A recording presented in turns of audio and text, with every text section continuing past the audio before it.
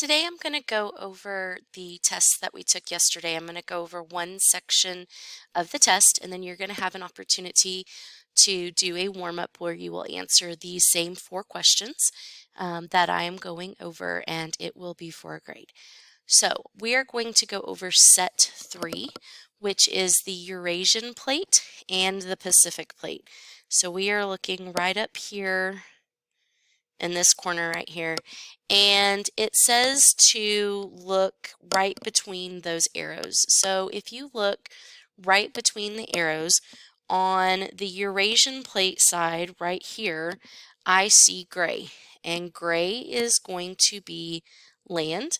And so if I'm looking at what type of crust it is and it's land, that would be continental. So the Eurasian plate has continental crust. So now let's look at the Pacific plate side. When I look at the Pacific plate side right here, I see a color. And so if it is a color other than grayish white, that is going to represent water. So the Pacific plate is going to be oceanic crust. Okay, so the next thing I want to look at is if it is a convergent boundary, which means the arrows are pointing towards each other. So like this. If it is a divergent boundary where the arrows are pointing away, or if it is a transform boundary where the arrows are sliding back and forth. So to review, this is convergent, this is divergent, and this is transform. So now we're going to go back and we're going to look at our boundary, and I'm going to erase some of this in here so we can see it. And I can see that those arrows are pointing at each other like this. So that is going to be a convergent boundary. And so when I have a continental oceanic convergent boundary, that is going to create a volcano. And the process that we are going to see here is subduction, because when we look at oceanic crust, it is more dense, and so it is going to get forced under my continental crust.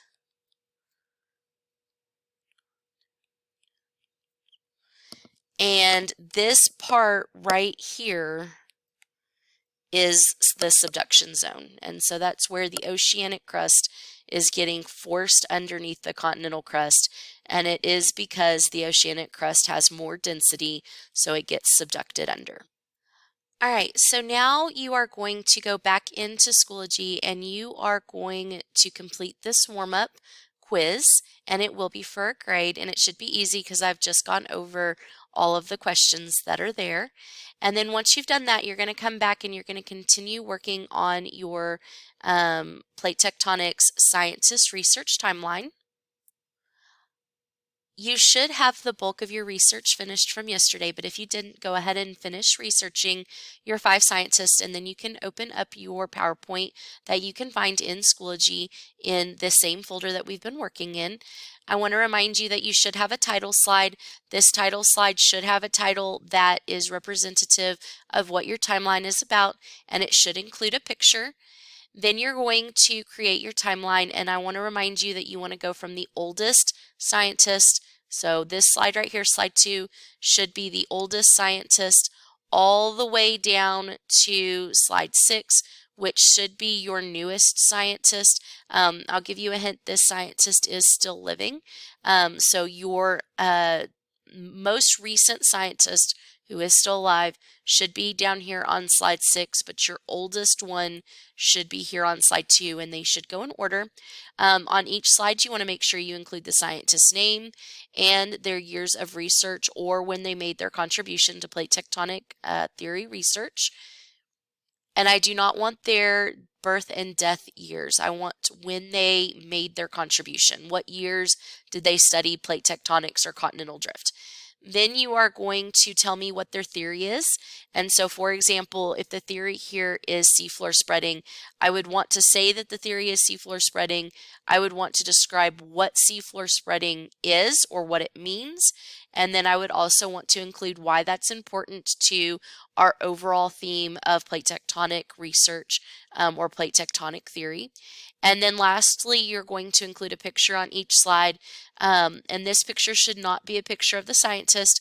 I do want a picture of what their theory or contribution was, because I want to see that you understand what they contributed to plate tectonic theory. If you have any questions, send me a message through Schoology and I will respond back. I hope you have a good day.